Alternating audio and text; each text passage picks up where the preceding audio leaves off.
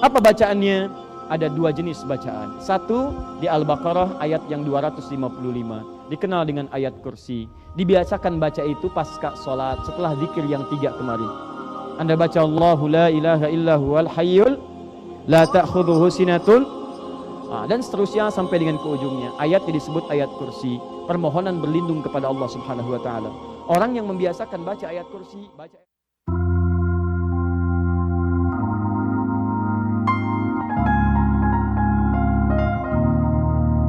Saya mau bicara umum dulu ya sebelum masuk ke sini.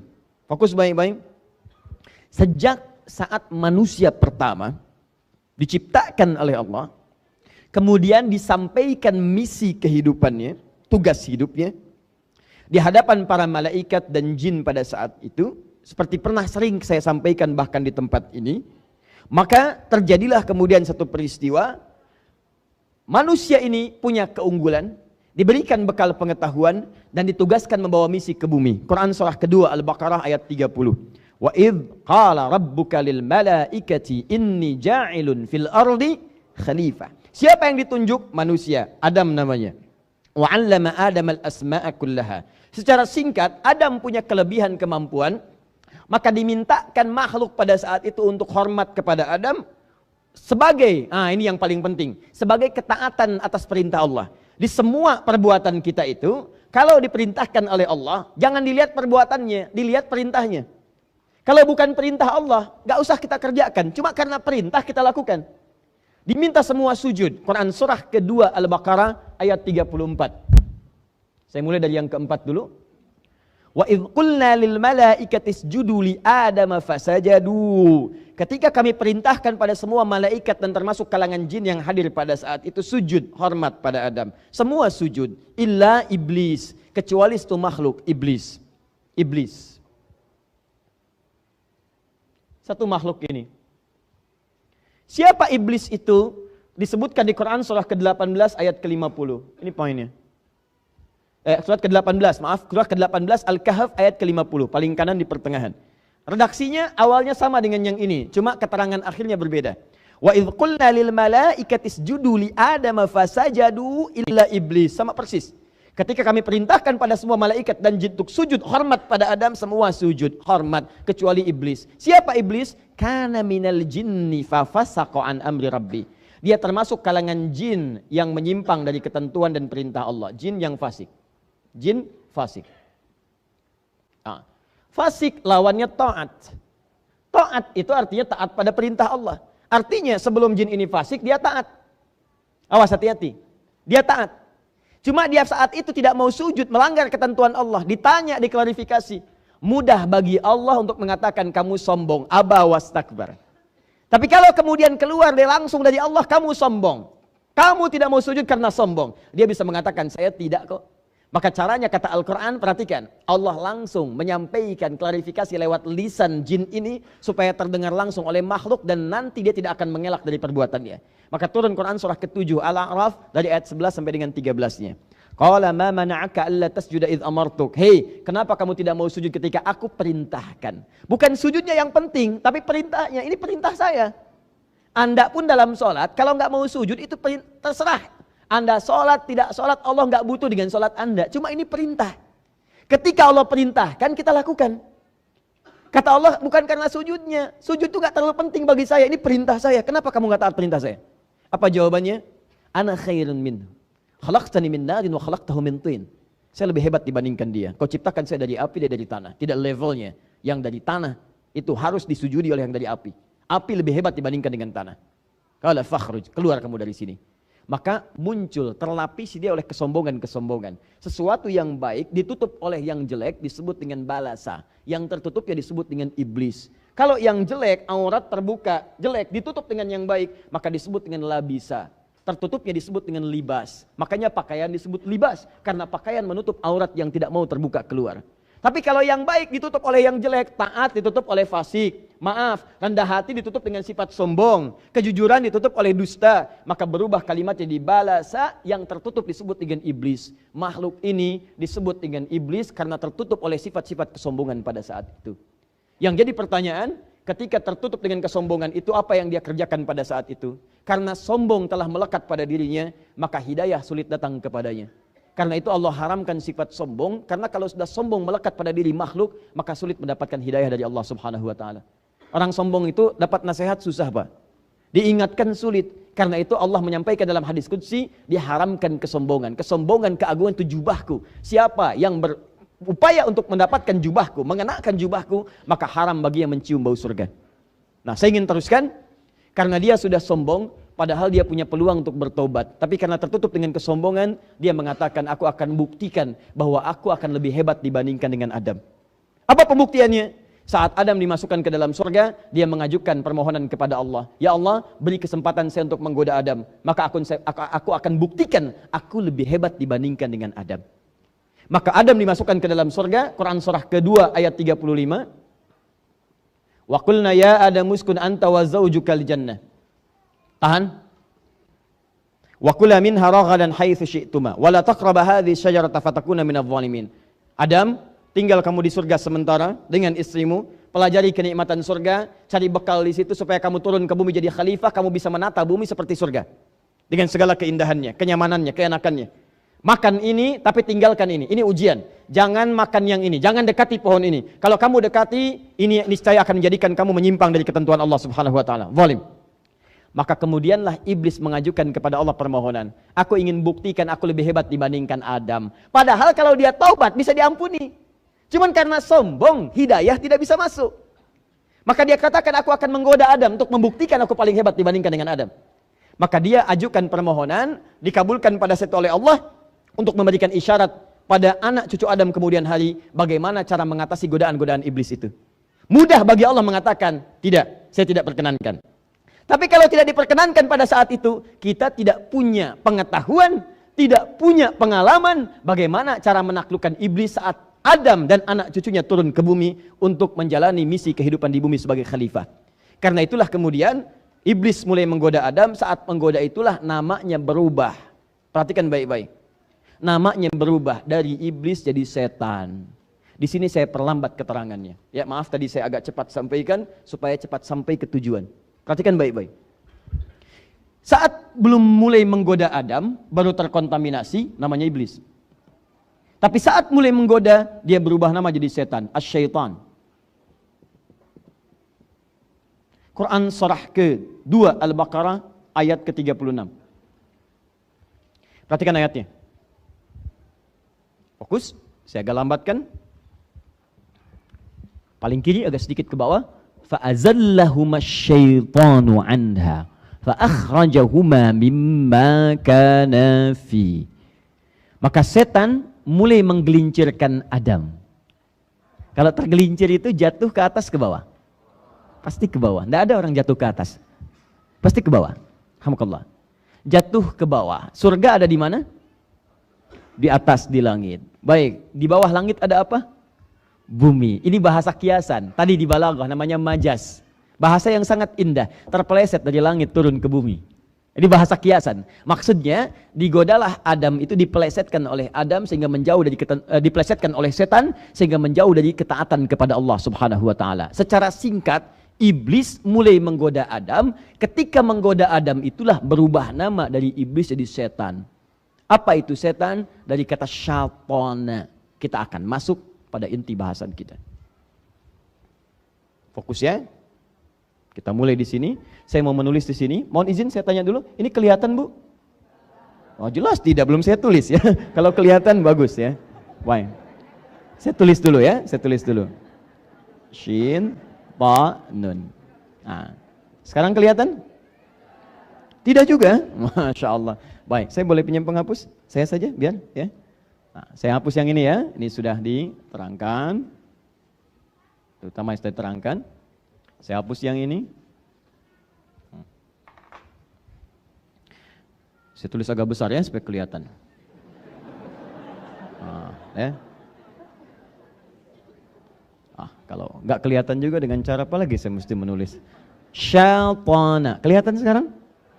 Alhamdulillah. Perhatikan. Syaitan asalnya dari kata syaitana. Syaitana berarti yang menjauhkan dari segala nilai kebaikan. yang menjauhkan, asal artinya ini, dari segala nilai kebaikan, dari segala kebaikan.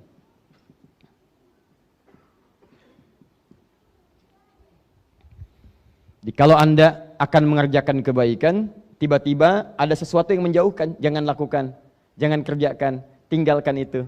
Itu pekerjaannya saat membisiki Anda atau mengajak Anda menjauh disebut dengan syaitana. Kalau syaitana ini melekat pada satu benda atau makhluk, hidup ataupun mati, atau dimanfaatkan untuk menjauh dari nilai kebaikan, maka berubah kemudian makhluknya berubah dari syaitana jadi syaitan. Kalau itu melekat pada satu makhluk sifat syaitana, maka makhluk yang berubah nama jadi syaitan. Jadi syaitan artinya makhluk atau sosok atau bahkan sifat yang menjauhkan seorang hamba dari segala nilai-nilai kebaikan. Ini sifatnya. Kalau melekat pada satu makhluk, maka makhluknya disebut apa? Syaitan.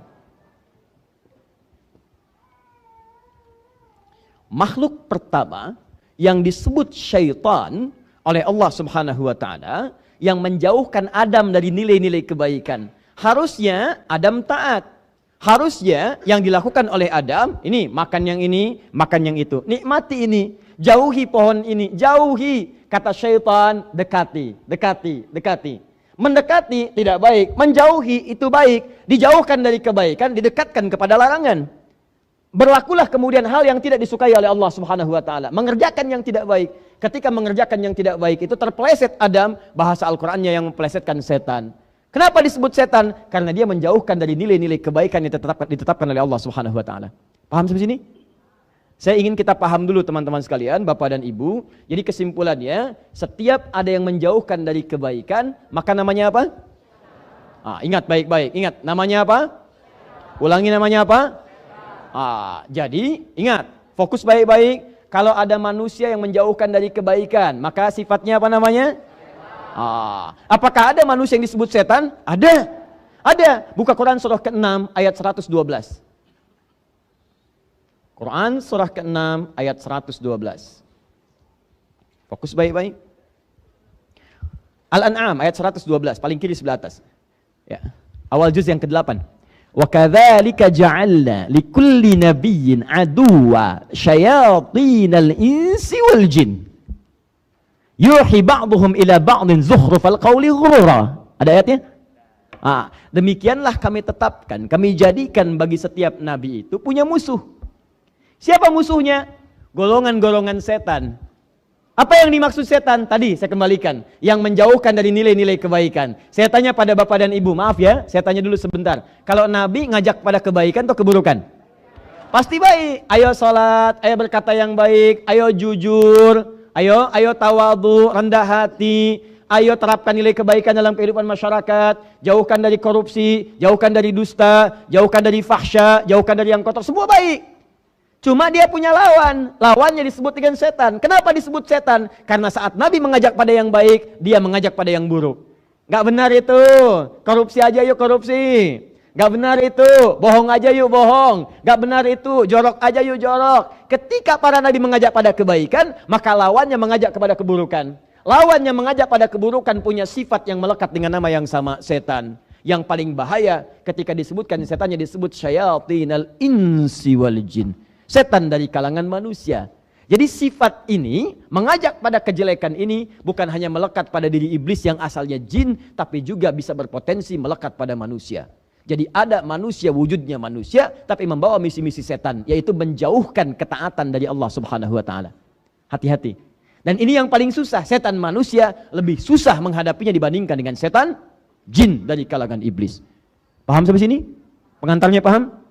Saya cek ibu kalau paham. Saya cek dulu ya. Ibu kalau malam-malam mau tahajud, begitu ibu mau sholat, papa mengatakan, mama gak usah tahajud dulu, sini temani papa nonton bola. Masya Allah. Jadi papa saat itu sedang menjadi, bukan saya yang bilang ya, bukan saya, istri bapak sendiri. Bukan. Papa saat itu sedang menjadi terbisiki oleh jin sehingga seakan-akan mengarahkan fungsi setan. Saya tidak pernah mengatakan papa sedang menjadi setan. Hati-hati ya, hati-hati. Jangan salah menyimpulkan sekarang banyak pernyataan-pernyataan yang kalau dikaji dari ilmu mantik, premisnya salah. Sehingga kesimpulannya tidak tepat. Awas, atau ada yang premisnya benar, cuman kesimpulannya salah. Premis itu pengantarnya, 1, 2 benar, kesimpulan salah. Contoh paling gampang begini. Ya, antum nama siapa? Agung. Lihat sini. Agung suka pisang. Monyet suka pisang. Ya, saya ulang. Agung suka pisang. Monyet suka pisang. Maka Agung sama dengan, tuh kan salah kan kesimpulannya. Salah. Salah kesimpulannya. Maka Agung sama-sama suka pisang. Gitu. Kalau antum katakan Agung sama dengan monyet, antum yang salah. Nah, itu banyak. Itu kalimat seperti sederhana. Tapi sekarang jadi permainan. Pilih mana? Muslim yang koruptor atau non-muslim yang jujur? Tuh. Kelihatannya benar. Tapi dahsyat pengaruhnya. Itu premisnya salah. Dalam ilmu mantik keliru. Pilih mana? Muslim yang koruptor atau non-muslim yang jujur? Anda kalau ingin membandingkan dua-duanya mesti apple to apple. Bandingkan apel dengan apel. Kalau ingin bandingkan non-muslim yang jujur, bandingkan pula dengan muslim yang jujur. Yang tidak jujur bandingkan dengan yang tidak jujur lagi. Sehingga seimbang perbandingannya. Apa tidak ada 200 juta lebih di Indonesia muslim yang jujur? Tuh, kalimat seperti itu kelihatan sederhana tapi dahsyat itu. Pengaruhnya luar biasa. Nanti ada ayatnya di Quran surah ke-2 Al-Baqarah ayat 204. Paling kiri sebelah atas. Hati-hati. Kata Al-Quran, ada orang-orang ketika bicara, kata-katanya begitu menarik, retorikanya begitu cantik, tapi maksudnya itu menjerumuskan Anda pada keburukan. Wa minan nasi may yu'jibuka qawluhu fil hayatid dunya wa yushhidullaha ala ma fi qalbihi wa huwa aladul khisam. Ada di antara orang-orang kata-katanya begitu bagus, kadang-kadang membawa nama Allah, ya. Masya Allah, semua agama sama, menuju pada Tuhan yang sama, cuman caranya beda-beda, ayatnya diambil, ini Al-Baqarah, ayat 62, dipotong ayatnya. Seakan-akan semuanya benar, padahal dia musuh yang paling nyata. Agung? Baik. Kita belum mulai. Sekarang perhatikan baik-baik. Lihat sini, lihat. Tadi setan dari kalangan siapa satu? Jin. Awas, hati-hati ya, jin. Lihat cara kerjanya. Saya terangkan ini dulu, nanti baru ke sini sehingga Anda paham. Nanti di ujung baru Anda mengerti apa yang saya maksudkan. Ya. Satu jin. Kedua apa tadi? Manusia. Ins, ya. Al-ins. Fokus. Apa artinya jin? Awas. Ini selalu satu paket di Al-Quran, selalu satu paket.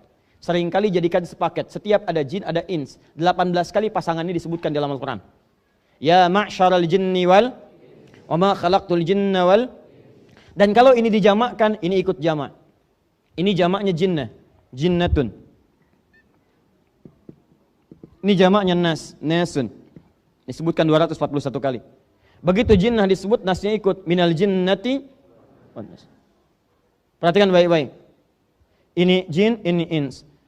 Dalam bahasa Arab, satu kalimat yang dimulai dengan huruf jim dan nun itu menunjukkan sosok yang tidak nampak, tersembunyi. Tidak nampak, tersembunyi. Contoh, setiap ada jim dengan nun di awalnya, itu menunjukkan yang tidak tampak. Surga apa bahasa Arabnya? Jannah. Kenapa disebut jannah? Karena saat ini belum nampak dalam pandangan kita. Ibu di dalam rahimnya ada janin kalau mengandung. Kenapa disebut janin? Karena tidak nampak dalam kasat mata kita. Apa pernah ada seorang perempuan mengandung kelihatan dari luar? Itu lihat janinnya gerak-gerak. Tidak nampak. Jin kenapa disebut dengan jin? Karena saat diciptakan fitrahnya tak nampak dalam pandangan kita. Jadi fitrah jin itu saat diciptakan tersembunyi. Tidak ada jin yang senang nampak. Makanya kalau ada jin melakukan penampakan, itu jin sedang keluar dari fitrah. Jin bermasalah, Pak. Yakin, jin bermasalah. Ya. Yang paling banyak masalah adalah manusia-manusia yang cari penampakan jin. Itu pasti lebih punya masalah. Pasti itu. Ya, hindari orang itu. Karena dia mencari jin yang bermasalah. Maka manusia itu pun akan mendapatkan masalah. Awas hati-hati karena fitrah jin tersembunyi. Saya turunkan pada Anda. Itu punya 3 arti. 1 tidak nampak. 2 kasar. Tidak ada jin yang sopan. Silahkan cek. Apa pernah ada orang kerasukan jin datang ke pengajian? Ustadz Adi izin ikut ngaji? Nggak ada. Orang kalau kerasukan jin, kalau bukan kata-katanya meracau, tindakannya mengacau. Keluar kata-kata yang tidak bagus, tindakan yang tidak baik, itu jin. Penampakannya itu tidak menyenangkan, sifatnya kasar, tidak lembut. Sebaliknya manusia. Awas, ins. Kenapa disebut dengan ins? Makna pertama lawan dari kata jin, nampak. Nampak, terlihat. Makanya manusia saat dilahirkan, suaranya, tangisannya terdengar, wujudnya ada. Tidak pernah ditemukan kemudian, maaf didengar suaranya, bayinya nggak ada. Mana ya, nggak ada. Silahkan cek. Nampak. Karena itu fitrah manusia dalam kehidupan itu selalu nampak. Jadi kalau ada manusia senang sembunyi-sembunyi, maka dia sama dengan? Bukan tuh kan? Udah salah lagi ambil kesimpulan. Bukan. Sama dengan sedang keluar dari fitrahnya. Bukan sama dengan jin. Sama dengan sedang keluar dari fitrahnya. Pasti manusia ini sedang punya masalah. Seperti jin menampakkan diri atau melakukan penampakan sedang punya masalah, maka manusia yang senang sembunyi-sembunyi pasti punya masalah dalam hidupnya. Silahkan ibu cek. Biasanya papa masuk lewat pintu depan, sekarang sembunyi-sembunyi lewat pintu belakang. Handphone sembunyi-sembunyi. Bawa kamar mandi, buka-buka gitu kan di situ. Sembunyi-sembunyi. Masuk kantor sembunyi-sembunyi. Ke masjid sembunyi-sembunyi. Tiba-tiba keluar lewat kotak infak, ya, dan sebagainya. Nah, ini menunjukkan pasti manusia itu punya masalah. Pasti punya masalah karena setiap kebaikan itu orang senang mengerjakan. Ketika seseorang bersembunyi dari kebaikan, ada sesuatu yang salah dalam dirinya. Kaidah umumnya demikian. Yang kedua, manusia itu lembut. Asalnya nggak ada yang kasar. Lembut, baik. Karena itu ketika dia melakukan kesalahan, hati kecilnya akan menolak. Karena sifat kelembutannya. Tidak percaya silahkan, saya sering contohkan kalimat ini. Keluar dari sini pakai sendal orang. Begitu dipakai oleh Anda, hati kecil Anda akan berkata, itu tidak benar. Jangan lakukan, itu bukan punya kamu. Pasti menolak. Ketika Anda berkata kasar, nggak percaya silakan ya, pulang dari sini punya masalah, Anda berkata kasar pada istri, setelah berkata hati Anda akan mengatakan, kenapa kamu berkata yang kasar? Apa nggak bisa kamu katakan yang lembut? Kalau bisa kamu katakan sayang, katakan cinta, kenapa kamu katakan putus? Catat. Bapaknya nyatet di belakang. Bisa, keluar. Gak enak, rasanya gak enak. Nah teman-teman sekalian, fokus ini. Ini jin, ini ins. Kenapa saya terangkan dulu seperti itu? Supaya Anda tahu, ketika dua makhluk ini berpeluang menjadi setan, menjauhkan hamba Allah dari ketaatan kepada Allah, maka Anda perlu ketahui, sifatnya ada dua. Mungkin itu jin, tadi disebutkan, artinya tak nampak dalam pandangan. Di cara kerja setan itu, yang pertama kali dia lakukan adalah memberikan godaan langsung dari sisi yang tidak Anda ketahui. Cuman terdengar was-wasnya. Perhatikan, was-was itu bisikan-bisikan yang tak nampak langsung. Pada awalnya tak nampak langsung. Fokus ini. Ketika pertama kali setan disebut dengan jin, itu artinya cara kerja setan yang pertama memberikan bisikan-bisikan kepada jiwa kita dari sisi yang tidak kita lihat.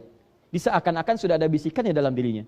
Kalau Anda merasakan bisikan seperti itu, maka yang sedang bekerja namanya setan dari kalangan jin. Ini satu. Paham?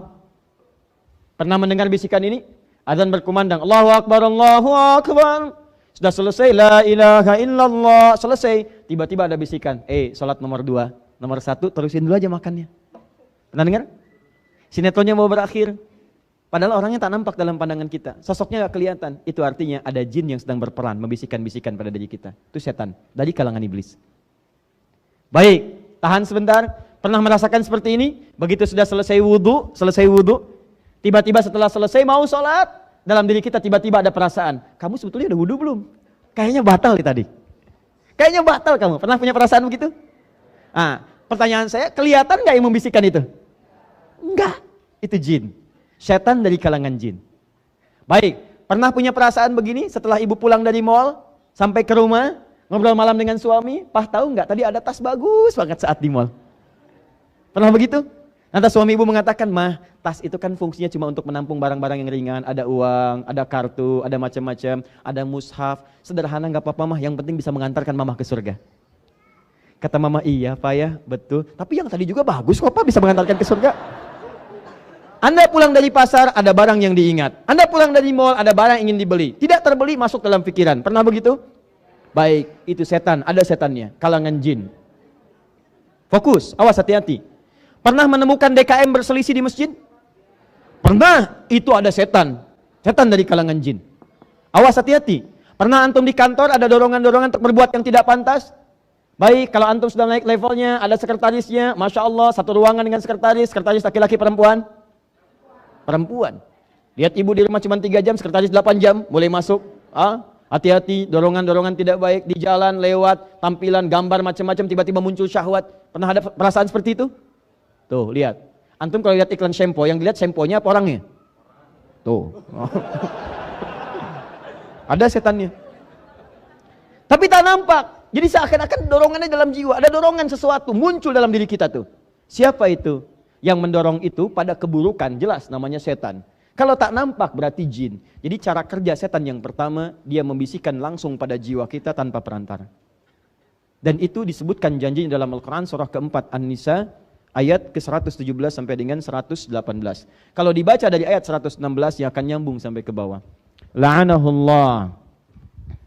Setan dilaknat oleh Allah. Setelah dia mengajukan proposal kepada Allah untuk menggoda Adam, diusir dari surga, dia mengatakan, izinkan saya turun ke bumi, sama-sama menggoda. Saya ingin buktikan saya lebih hebat daripada Adam dan keturunannya. Keturunan saya, kata iblis, akan lebih hebat dibandingkan Adam dan keturunannya. Maka dia ingin buktikan dengan menggoda anak cucu Adam. Maka turun mereka semua ke bumi. Quran surah kedua ayat 38. Qul nahbitu minha jami'a. Turun kalian semua ke bumi. Tapi ada janji Allah yang diberikan kemudian kepada anak cucu Adam sebagai benteng dari setan. Nanti kita akan lihat. Nah, saat diturunkan itulah setan dilaknat, dia berjanji kepada Allah. Lihat kalimatnya. La'anahullah. Wa qala la'attakhidanna min ibadika nasiban mafruḍa. Dia dilaknat oleh Allah, kemudian dia berjanji bersumpah di hadapan Allah. Lihat kalimatnya. Saya bersumpah ya Allah, saya akan manfaatkan bagian dari tubuh manusia untuk saya goda secara langsung.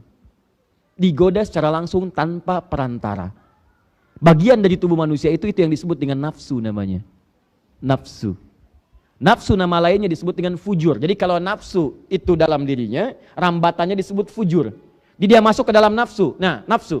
Kalau nafsu sudah dikuasai oleh setan, nanti dia akan merambat keburukan, memberikan sinyal-sinyal buruk.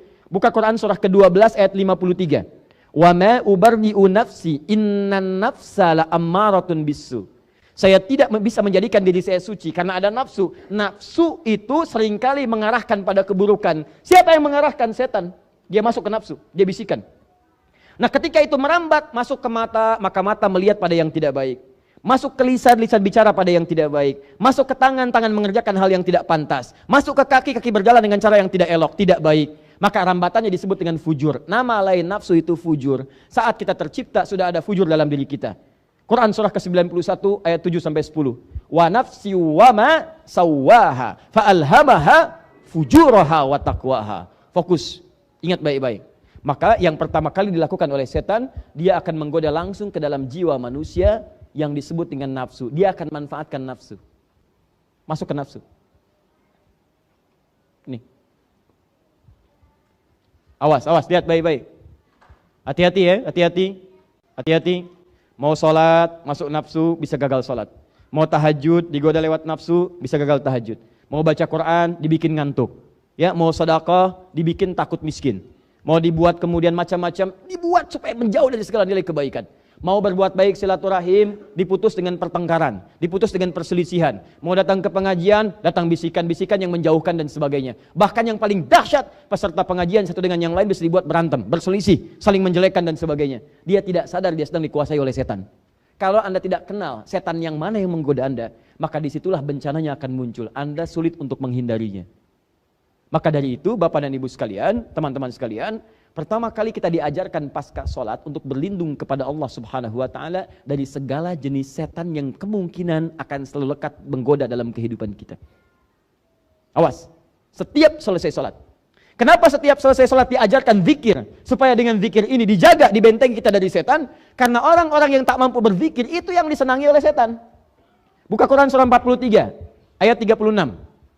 Quran surah ke-43 Az-Zukhruf ayat ke-36. Wa may ya'shu an dzikrir rahmani nuqayyid lahu syaitana. Awas, hati-hati. Fa huwa lahu qarin. Awas. Di sini Anda nanti mendengar ada istilah jin qarin. Fokus baik-baik. Wa may ya'shu an dzikrir rahmani, siapa yang abai dengan berzikir kepada Allah yang Maha Rahman. Enggak suka zikir. Pasca salat enggak mau zikir. Mau tidur enggak mau zikir. Bangun tidur tidak zikir. Awas, hati-hati, duduk susah zikir. Orang duduk zikir, bangun zikir, berbaring zikir. Alladzina yadhkurunallaha qiyaman wa qu'udan wa 'ala junubihim. Dia enggak mau zikir. Nah, setan itu akan lebih mudah menggoda orang yang tidak senang zikir. Enggak usah dibisikin, colek dari jauh aja, udah maksiat. Paling senang siapa yang abai dengan zikir, bermohon mendekat kepada Allah Ar-Rahman, tidak ingat dengan Allah Ar-Rahman, awas, nuqayyid lahu syaitana, maka dia berpeluang dilekatkan pada dirinya setan. Dekat dengan dia. Jadi kalau Anda ingin lihat teman-temannya setan, gampang, lihat orang yang anti zikir. Lihat orang yang tidak suka berzikir. Zikir itu banyak zikir. Salat itu zikir. Salat itu zikir. Dalilnya Quran surah ke-20 ayat ke-14. Innani anallahu la ilaha illa ana fa'budni wa aqimis salata li dzikri. Saya Allah, tidak ada Tuhan selain saya, sembah saya. Bagaimana cara menyembahnya Allah? Cara menyembah kepada Allah, cara menyembah kepada Allah, lihat. Tunaikan solat sebagai zikir kepadaku. Di orang yang tidak pernah senang dengan solat, gak senang solat, itu tandanya orang itu mudah untuk dilekati oleh setan. Makanya panggilan solat yang tidak disenangi oleh setan, sangat tidak disenangi. Lihat hadisnya di Abu Daud. Begitu adzan dikumandangkan, setan lari. Idza udzina fafarra syaitanu wa alaihi duratun. Kalau adzan dikumandangkan, maka setan akan lari meninggalkan anak Adam sambil terbirit-birit. Lari dia. Makanya jangan heran Anda jalan dengan teman Anda non-muslim, adzan berkumandang, yang non-muslim bisa berkata, "Mas, apa enggak sholat dulu, kan sudah adzan?" Setannya lari, sedang tidak ada. Wa idza thuwiba fa'ada, ketika adzan selesai, setan balik lagi menggoda. Yang muslim bisa jawab, "Tenang aja, baru adzan, belum qomat." Balik. Datang. Jadi kalau orang-orang selalu meninggalkan sholat, jauh kemudian dari zikir kepada Allah, maka apa yang terjadi? Mudah dikerjai oleh setan, maka muncullah keburukan dalam dirinya. Bentuknya bisa dua, bisa fahsya, pornografi, porno aksi, LGBT, kata-kata jorok, hal-hal yang buruk, itu disebut dengan fahsya. Bisa mungkar, hoax itu mungkar, dusta itu mungkar, berselisih itu mungkar, merampok mungkar, membunuh apalagi mungkar. Makanya ketika Anda sholat, apa faedahnya? Menekan setan dan menjauhkan perbuatan fahsya dan mungkar. Turun Quran surah ke-29 ayat ke-45. Innas sholata tanha anil fahsyai wal mungkar. Tuh, lihat, cek. Maaf Bapak Ibu, bacaan Al-Quran termasuk zikir. Apa dalilnya? Quran surah ke-15 ayat 9. Paling kanan pertengahan. Inna nahnu nazzalna dzikra wa inna lahu lahafizun. Kata Allah, kami yang telah turunkan Al-Quran sebagai zikir. Zikir. Dan kami yang menjaga Al-Quran itu. Bahkan kalau Anda bukan sekedar baca menggunakan mushaf, Anda menghafalkannya. Hafalkan yang pendek-pendek dulu, hafalkan yang mudah-mudah dulu. Begitu Anda hafalkan, Anda ulang-ulang. Itu saat mengulang bacaan Quran, Anda sedang berzikir. Karena penghafal Quran disebut sedang berzikir. Quran surah ke-54, ayat 17, ayat 22, ayat 32, ayat ke-40. Walaqad yassarnal Qur'ana lidzikri fahal mim muddakir. Kami mudahkan Al-Quran untuk diingat, dihafalkan. Ketika Anda menghafal Quran sedang disebut sebagai zikir, zikir, zikir, zikir. Nah, jadi kalau Anda sering baca Quran, apalagi sering menghafal Quran, membacakan ayat-ayat pendek yang dihafal, surat-surat pendek, begitu lekat dengan Quran, salah satu manfaatnya, Anda akan langsung dijaga oleh Allah dari lekat-lekat setan yang mungkin menggoda kehidupan Anda. Singkatnya, kalau ingin dibentengi oleh Allah langsung dari setan, di antara caranya, maka rajinlah berzikir. Di antara zikirnya, cari ayat-ayat Quran, surah-surah Quran, yang saat dibacakan, memohon perlindungan langsung kepada Allah, supaya dijauhkan dari godaan setan ini.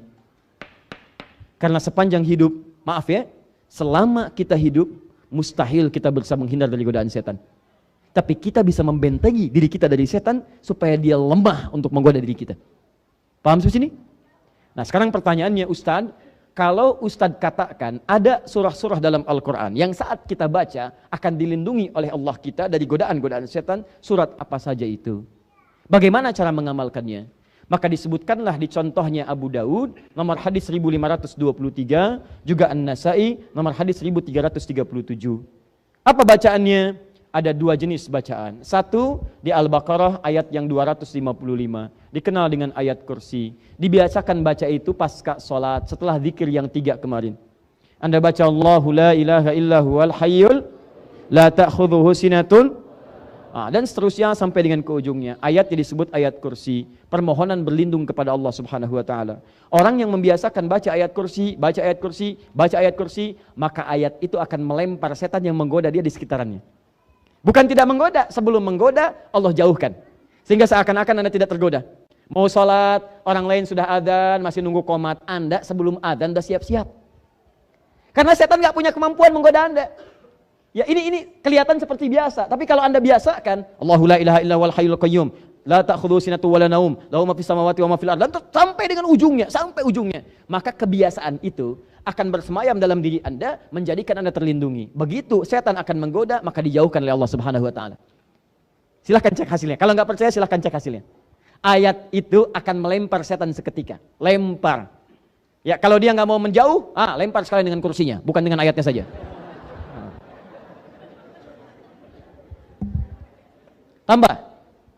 Tambahkan, awas, hati-hati. Fokus.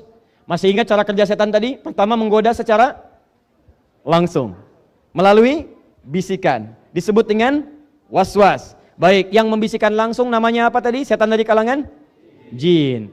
Ustadz, apa saja jenisnya? Supaya saya bisa mengenalinya. Mau kenalan dengan setan? Tidak, nggak usah. Tapi kita kenali untuk kita hindari, bukan kita dekati. Setan yang